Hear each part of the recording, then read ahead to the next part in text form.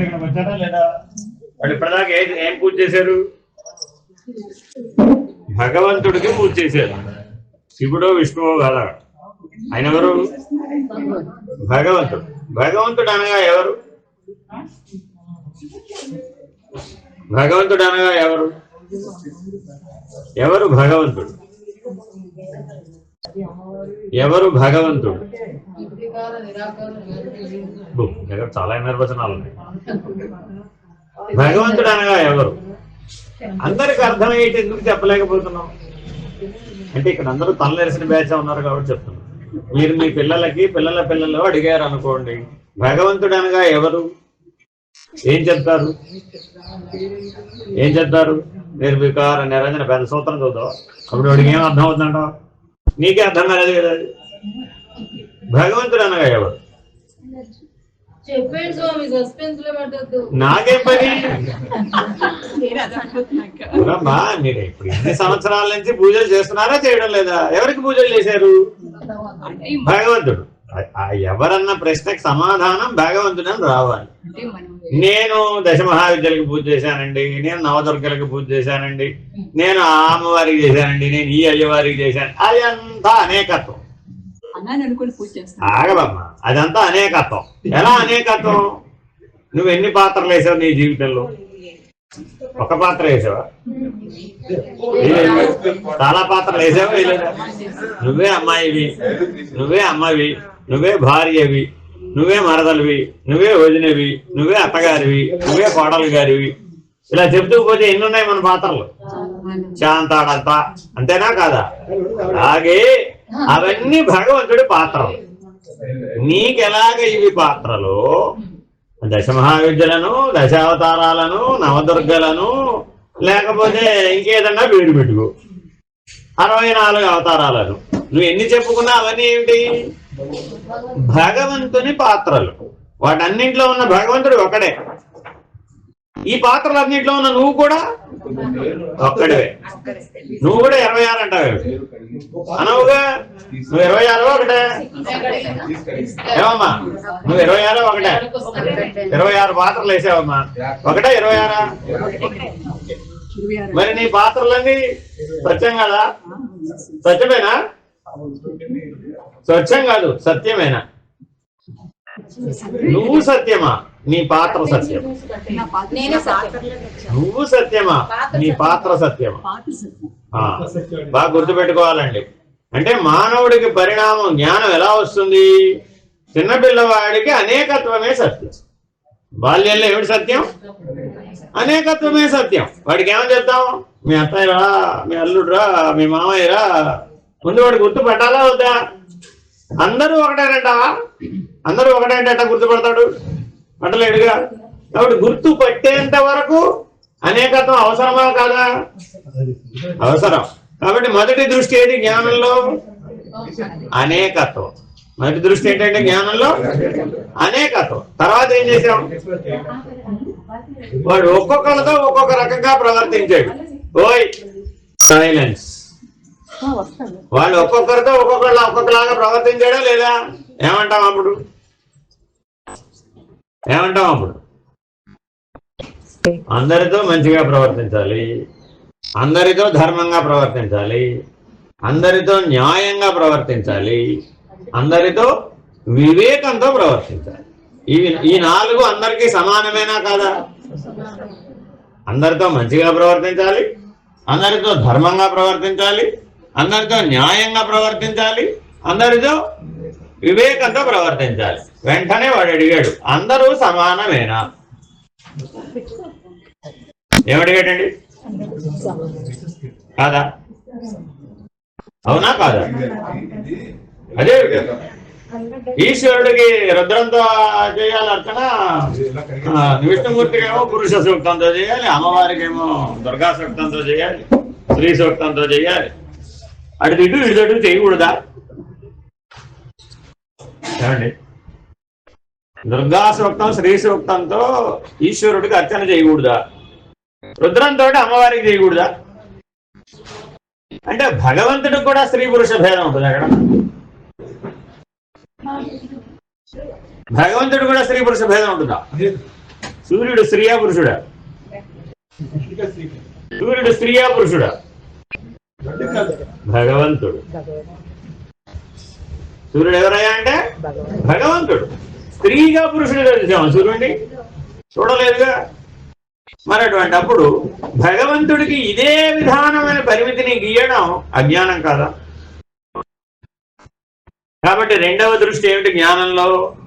అనేకత్వ దృష్టి నుంచి సమత్వ దృష్టి. సౌందర్య లహరిలో వర్ణించిందంతా ఎవరిని? ఓయ్ పని చేయడానికి మాట్లాడదండి. సౌందర్య లహరిలో వర్ణించిందంతా ఎవరి గురించి? అయ్యవారి గురించి. అమ్మవారి గురించి, అయ్యవారి గురించి అదంతా. కానీ మరి మీకు అమ్మవారే కనబడుతుంది. ఎందుకనంట? మీకు అయ్యవారు అమ్మవారు వేరు కాబట్టి. మీకు అయ్యవారు అమ్మవారు వేరు కాబట్టి సౌందర్య లహర్లు అంతా మా అమ్మ గురించే చెప్పారు, శివానంద లహర్లు అంతా అయ్యవారి గురించి. ఎవరు చెప్పారు? సరిగ్గా విచారణ చేస్తే శివానంద లహర్లో అమ్మవారి గురించి చెప్పారు, సౌందర్య లహర్లో అయ్యవారి గురించి చెప్పారు. ఎందుకని? ఉన్న భగవంతుడు ఒకడేనని. మీ అబ్బాయికి మీ పిల్లలకి తల్లి తండ్రి వేరేనా ఒకటేనా?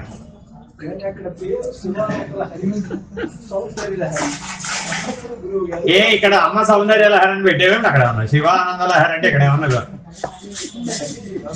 ఏమి లేదండి. మీ తెలివే.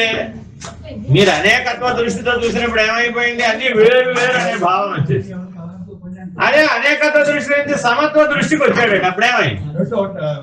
రెండు ఒకట.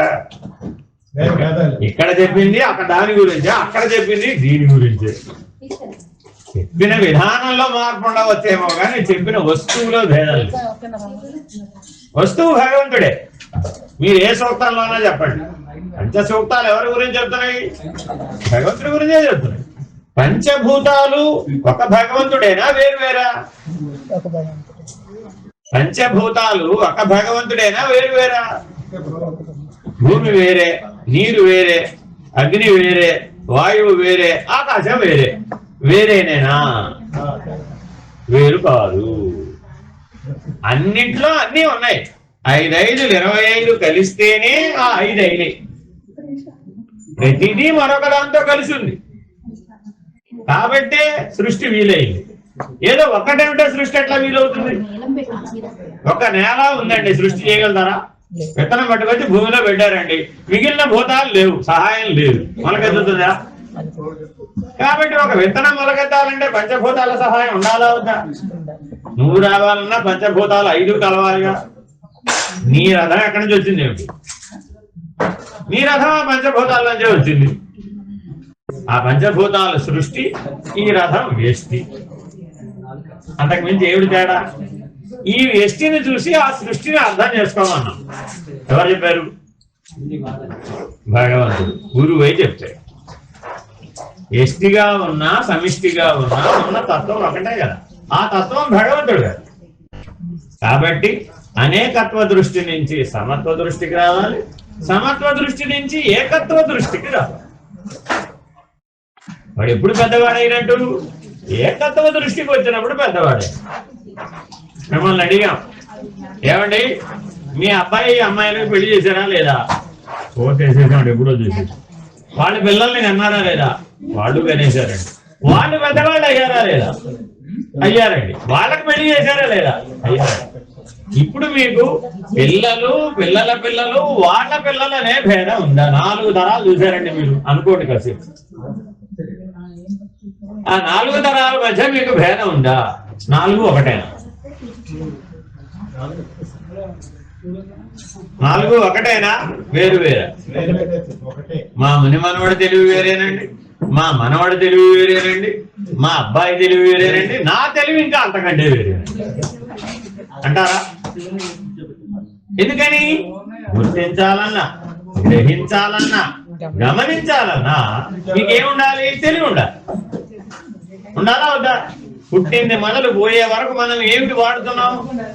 తెలివిని వాడుతున్నాం. నీకైనా అదే తెలివి, మీ అబ్బాయికైనా అదే తెలివి, వాళ్ళ అబ్బాయికైనా అదే తెలివి, వాళ్ళ అబ్బాయికైనా అదే తెలివి. 100 తరాలు వెనక్కి వెళ్ళినా 100 తరాల ముందుకెళ్ళినా మానవుడికి ఉన్నది ఏమిటి? తెలివే కాదా? ఆ తెలివి సమానం కాదా?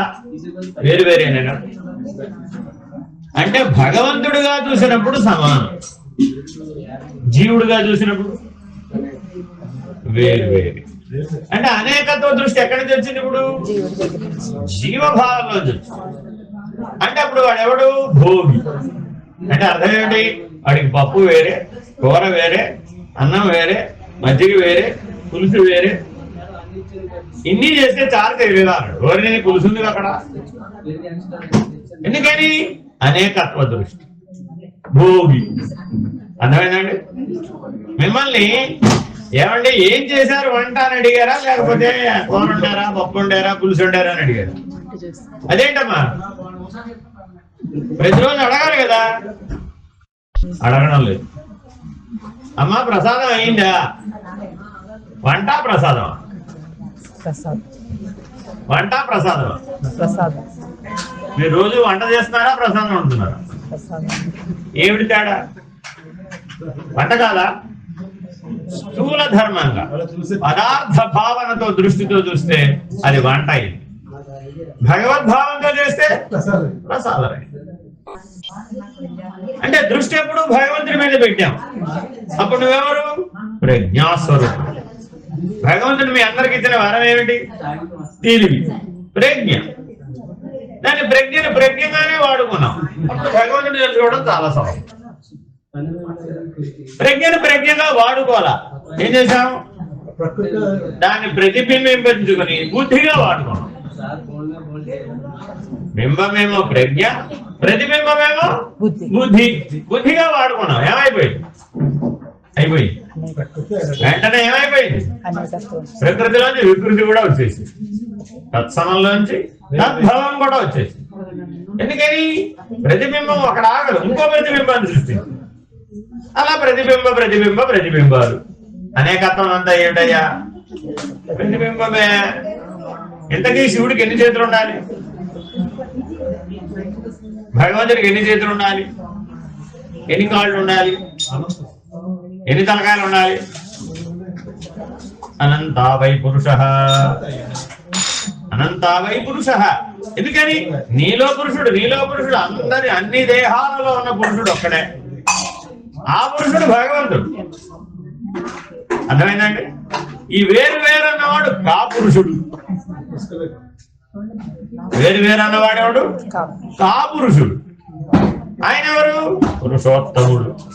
ఇప్పుడు కా పురుషుడుగా జీవించాలంటావా, పురుషోత్తముడుగా జీవించాలి? ప్రజ్ఞకి 4 స్థాయిలు ఉన్నాయి. ప్రజ్ఞకి ఎన్ని స్థాయిలు ఉన్నాయండి? 4. ప్రజ్ఞ అంటే తెలివి. సంస్కృతంలో చెప్తే ప్రజ్ఞ, తెలుగులో చెప్తే తెలివి, ఇంకా మామూలు వాడుక భాషలో చెప్తే ఎరుక. కాపురుషుడు అంటే ఎవరు? తెలివిని దుర్వినియోగం చేసేది. కాపురుషుడు అంటే ఎవరు? తెలివిని దుర్వినియోగం. అంటే అర్థం ఏమిటి? అరిషట్ వర్గాలతో జీవిస్తున్నాడండి. అప్పుడు వాడు దాని చేత బాధించబడతాడా లేదా? దుఃఖంతో జీవిస్తాడా లేదా? మరి ఆ దుఃఖంతో జీవిస్తున్న వాడు ఎవడు? వాడికి తెలివి లేదా? దుఃఖం తెలియడం లేదా? అనుభవం రావడం లేదా? ఎందుకు మార్చుకోలేకపోతున్నాడు? తనను తాను మార్చుకోలేని వాళ్ళందరూ కాపు. తనను తాను మార్చుకోలేని వాళ్ళందరూ కాపు. మార్చుకోవడం లేదని అసలు పుట్టిన దగ్గర ఇప్పటిదాకా ఎన్నో సార్లు మార్చు. కానీ ఆ మార్చుకున్నది భగవద్భావంతో మార్చుకున్నాం. ప్రజ్ఞాస్వరూపుడు అనే దృష్టితో మార్చుకున్నాం. ఆత్మస్వరూపుడు అనే దృష్టితో మార్చుకున్నాం. బ్రహ్మస్వరూపుడు అనే దృష్టితో మార్చుకున్నాం. ఎందుకని? అది నీ స్వరూపం. కాబట్టి నీ స్వరూపం 4 స్థాయిల్లో ఉంది. ఒకటేమిటి? ఈశ్వరుడు. 2 ఆత్మ, 3 బ్రహ్మ, 4 పరబ్రహ్మ. ఈ 4 నీ స్వరూపమే, నువ్వే. కానీ నీ తెలివి అక్కడ ఉంటే ఎప్పుడైతే నిర్ణయం అవుతుంది? నీ తెలివి అక్కడ ఉంటే. ఈ 4 కాదని బయటకు వచ్చేసాం. అప్పుడు ఏమైపోయావు? ఏది కాదో అది నేను అనడం మొదలు. ఈ 4 నువ్వు, ఈ 4 కాంతి నువ్వు కాదు. కానీ మనం దేన్ని నేను అంటున్నావు? ఇప్పుడు ఏది నువ్వు కాదో దాన్నే నువ్వు అంటాం అలవాటు చేసుకో. అయితే రథాన్ని నేనంటున్నావు, లేకపోతే గుర్రాలు నేనంటున్నావు. రథము నువ్వు కాదు, గుర్రాలు నువ్వు కాదు, నడిపే సారథివి మాత్రమే. రథానికి దెబ్బ తగిలితే నువ్వు బాధపడాలా వద్దా? పడాలా వద్దా? పడాలా? పడితే అప్పుడు ఎందులో కలిసిపోయావు? రథంలో కలిసిపోయావు. గుర్రాలకి దెబ్బ తగిలిందండి, బాధపడాలా వద్దా? బాధపడ్డావు, అప్పుడేమైంది? గుర్రాలు కలిసిపోయావు. కానీ రథసారథి గుర్రాలకి దెబ్బ తగిలినా, రథానికి దెబ్బ తగిలినా సారథికి ఏమవదు. ఎందుకని? వాడు తెలివి కదా, వాడు ప్రజ్ఞ కదా, వాడు స్వరూపం కదా. ఈ భూమండలం మీద అంతా కరువు చేసిందండి. సూర్యుడు చాలా బాధపడాలో. కరువు వస్తే సూర్యుడు బాధపడాడు. ఎందుకని? ఎందుకని? బ్రహ్మాండం అనే రథాన్ని నడుపుతున్నాడు, పంచభూతాలనే గుర్రాలతో. అదే రథసప్తమి, అదే మాఘమాసం. మాఘమాసం అంటే అర్థం ఇదే, ఇలా అర్థం చేసుకోవాలి. సూర్యుడు ఎవరు? సారథి, నడిపించేవాడు. ఏ రథాన్ని? బ్రహ్మాండం అనే రథాన్ని. నవగ్రహాలు బ్రహ్మాండం అనే రథాన్ని నడుపుతున్నాడు. ఎలాగా? పంచభూతాలతో, పంచశక్తులతో. వాటిని గుర్రాలుగా విడువాడు. అక్కడ సిస్టమ్ అది, ఇక్కడ సిస్టమ్ ఏంటి? నువ్వు కూడా రథసారథివే. పంచేంద్రియాలతో కూడినటువంటి రథం, అంతేగా? ఎన్ని ఇంద్రియాలు నీకు? 5 5 25. ఆ 25 ఇంద్రియాలతో కూడా నువ్వు రథాన్ని నడుపుతున్నావు. నువ్వు కూడా ఎవరిని ఆధారంగా చేసుకుని? నువ్వు కూడా పంచశక్తులనే. ఆయనకైనా పంచశక్తులే, నీకైనా పంచశక్తులే. ఎందుకని? ఏది నడపాలన్నా, ఏ వ్యవహారం జరగాలన్నా ఇచ్చ, క్రియ, జ్ఞానం, ఆది పరాశక్తులు లేకుండా ఏ వ్యవహారమైనా జరుగుతుందా? బ్రహ్మాండంలోనూ జరగదు, పిండాండంలోనూ జరగదు. కాబట్టి అక్కడైనా పంచశక్తులే, ఇక్కడైనా పంచశక్తులే. అక్కడైనా పంచభూతాలే, ఇక్కడైనా ఆ పంచభూతాలతో కూడిన పంచభౌతిక దేహం. ఇదేముంది? అది బింబం, ఇది ప్రతిబింబం. అక్కడైనా సాక్షివే, ఇక్కడైనా సాక్షి. కాబట్టి ఆ సాక్షి నేనని అక్కడ నిలబడినా, ఇక్కడ నిలబడ్డా లక్షణం. కానీ అలా ఎల్లప్పుడూ సాక్షిగా ఉంటున్నామా? సాక్షిగా ఉంటే స్వరూపం. వ్యవహారంలో కలిసిపోతే జీవు. అంటే అర్థం ఏమిటయ్యా అంటే, ఈ వస్త్రాలు వేసుకున్నానండి, ఈ వస్త్రంలో నేను కలిసిపోయాను అన్నాడు. కలిసిపోతున్నారా లేదా రోజు? కలిసిపోతున్నారా లేదా రోజు? ఎందుకని? నిన్నటి చీర బాగలేదు, ఇవాళ చీర బాగుంది. ఎలా చెప్పావు? ఎలా చెప్పావు? ఎప్పటికైనా చీరను అవుతావు. 100 ఏళ్ళు చీర కట్టమ్మా, చీరలో కలిసిపోతావు. నువ్వు ధరించిన దాని ఎలా కలిసిపోతావు? వస్త్రాలు నువ్వు ధరించిన వాటిలో నువ్వు కలిసిపోగలవా? కుదరదుగా. శరీరం కూడా నువ్వు ధరించిందేగా. వస్త్రాలు ఎలా ధరించావో శరీరం కూడా ధరించావు. రేపొద్దున శరీరం అక్కడ పారేసి పోతావు. పోవటం లేదా? పోయిన వాళ్ళందరూ శరీరాన్ని పట్టుకే పోయారా? అక్కడ పారేసిపోయాడుగా. ఎందుకని? ధరించింది కాబట్టి. బ్రతికున్నప్పుడు అది నేను ధరించిన వస్త్రం అని నువ్వు ఎందుకు గుర్తించడం లేదు? అది నేనని అంటున్నావు కదా. మాయ కాదండి, అది మనం ఎప్పుడు గుర్తుపెట్టుకోండి, మనం మారదలుచుకున్నప్పుడు మాయమే తోసిస్తాం. మనం ఎప్పుడైతే దాన్ని గుర్తించుకుని మన దృష్టిని మార్చుకోవడానికి మనకి ఇష్టం లేదనుకోండి, ఎవడో ఒకడు అన్యాపదేశం ఒకటి మీద తోసేస్తాం. కర్మ, మాయ, ఈశ్వరుడు, కాలం అవి ఆబ్స్ట్రాక్ట్, అందరికీ సమానం. నీకొక్కడికే ఉంటుంది సృష్టి మొత్తానికి. ఆ 4 మాటలు నీకొక్కడికి కాదు. కర్మ నీకొక్కడికే కాదు, కాలం నీకొక్కడికే కాదు, మాయ నీకొక్కడికే కాదు. అర్థమైందండి? కాబట్టి ఏం చేయాలి? నువ్వు సాక్షిత్వ దృష్టితో చూడటం నేర్చుకో. అనేకత్వ స్థితి నుంచి సమత్వ దృష్టిలోకి రా. సమత్వ దృష్టిలోకి వస్తే యోగి, అనేకత్వ దృష్టితో ఉంటే భోగి. ఏమా నిన్న ప్రసాదం ఏమిటి? పులిహార. ఇవాళ ప్రసాదం ఏమిటి? దద్దోజనం. రేపటి ప్రసాదం ఏమిటి? మరోటి. ఏదైతే ఏమండి, అమ్మవారికి రోజు ఒకే ప్రసాదం పెట్టకూడదు అనుకో. 10 రోజులు 10 ప్రసాదం 365 రోజులు. మరి 10 రోజులు 10 చేసే చాలా 365 రోజులు 365 చేయకుండా ఎక్కడో ఏమైపోతున్నాం. ఏది ప్రధానమో అది పట్టుకోవడం లేదు, ఏది అప్రధానమో దాన్ని పట్టుకో. పెళ్లి ముందు పట్టు చీర కొనాలి. పెళ్లికి ముందు పట్టు చీర ఎందుకండి? అదే పట్టు చీర లేకుండా పెళ్ళి ఎలా అవుతుంది? పెళ్లికి ఏది ప్రధానం? ఇప్పుడు పెళ్లికి ఏది ప్రధానం? సమత్వ దృష్టి. ఈ కుటుంబం ఆ కుటుంబం ఒకటి అవ్వాలి అంటే సమత్వంతో వీలవుతుంది, అనేకత్వంతో ఎట్లా వీలవుతుంది? పెళ్లి అంటే ఏమిటి? 2 కుటుంబాలను కలుపుతుంది, 2 జీవితాలను కలుపుతుంది. కలపాలంటే సమంగా ఉంటే కలపగలుగుతావా? అనేకంగా ఉంటే కలప. పెళ్ళి అంటే ఏకత్వం. ఇప్పుడు దృష్టి ఎక్కడ బాగుపడాలి? ఏకత్వ దృష్టిరా. మనందరికి పెళ్ళి అయినా అవలేదా? కానీ ఎలా ఉన్నాం? ఎలా ఉన్నాం?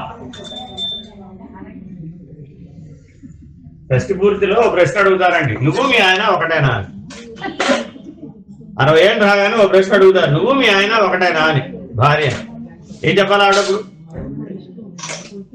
లేదుగా, ఒక్క క్షణం ఆలోచిస్తుంది ఆవిడ. కాదండి. ఎందుకని? ఆయన పురుషుడు, నేను స్త్రీ, ఎలా ఒకట? ఆయన యజమాని, నేను సేవకుడు, ఎలా ఒకట? ఆయన కర్త అన్నింట్లో. ధర్మకర్తత్వం మొదట ఎవరైనా కూర్చోబెట్టారు? వాళ్ళు ఆయనే కూర్చోబెట్టారు. తర్వాత వాళ్ళు ఆమె రమ్మన్నారు, అక్షతలు పోసి విడి మీద రాలి. నా పాత్ర కేవలం సహకారం, నేను కర్తను కాదు. ఒకటి ఎలా అయ్యావు? ఇప్పుడు ఒకటైనా కాదా? అనేకత్వ దృష్టిలో చూస్తే అంతా వేరువేరుగా కనపడుతుంది. దృష్టిలో ఉందా? ఇప్పుడు సృష్టిలో ఉందా? దృష్టిలోనే ఉంది, సృష్టిలో లేదు. ఏకత్వం అనగానే ఇప్పుడు మీరు అవగ్రహ స్నానానికి సిద్ధం అంటారు. అప్పుడు మాత్రమే దేవతలకు ఏదైతే జల్లెడ పెట్టి నీళ్ళు వస్తారు కదా, దాన్ని అవగ్రహ స్నానం అంటారు. దాన్ని సహస్రధార అంటారు. జల్లెడు కాదు, అది సహస్రధార.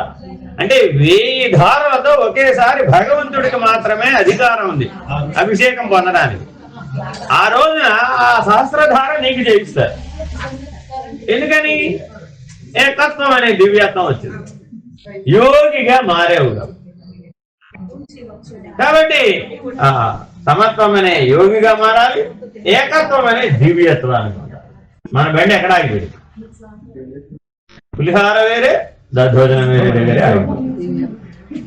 నేచీర వేరే, పట్టు చీర వేరే, ఇత్తడి వేరే, పొత్తడి వేరే.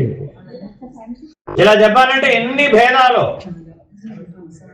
పసుపు వేరే, కుంకుమ వేరే, గంధం. అబ్బా, పూజ ఒకటి కాదా? అంటే దృష్టి ఎప్పుడు దేని మీద పెట్టాలి? ఏది ఒకటో దాని మీద దృష్టి పెట్టాలి. మనం ఒకటి పక్కన 0 మీద దృష్టి పెట్టాలి. అప్పుడు ఏమైపోయింది? ఏకోహం బహుశ్యా. మార్కెట్కి వెళితే అన్ని కూరగాయలైనా కాదు, మార్కెట్లో దొరికేవి ఏంటండి? కూరగాయలే. ఈ ప్రపంచం అంతా ఏంటండి? అన్ని వస్తువులే. వాటన్నిటికీ సర్వనామాలు లేవా? ఉన్నాయి కదా. మనం అందరం ఎవరు? చూడండి, ఆన్సర్ చెప్పాలండి ఎంత కష్టం. మనమందరం ఎవరు? జీవులు అన్నామా? అబ్బో, ఎవరికి వారే ఏమన్నా తీరే. అదేమిటి? వాచీలన్నీ ఒకటి కదా? వాచీలన్నీ ఒకటైనా వేరు వేరేనా? వాచ్లన్నీ ఒకటైనా వేరు వేరా? ఏది మీ స్మార్ట్ వాచ్ ఇందాక నుంచి పాస్వర్డ్ పట్టబడ్డది అని అలాగే ఉద్దేశం. యాపిల్ వాచ్ వేరే రండి బాబు, స్మార్ట్ వాచ్ వేరే రండి బాబు. కాలం ఒక్కటే కదా. కాబట్టి మనం రెండు ఒక చోట ఉన్నాయి, వేరు వేరు చోట ఉన్నాయి. ఇప్పుడు రెండు ఒక చోటే ఉన్నాయి. ఏం చేయాలి మనం? అనేకత్వం నుంచి సమత్వ దృష్టికి రావాలి, సమత్వ దృష్టి నుంచి ఏకత్వ దృష్టి. హరి ఓం.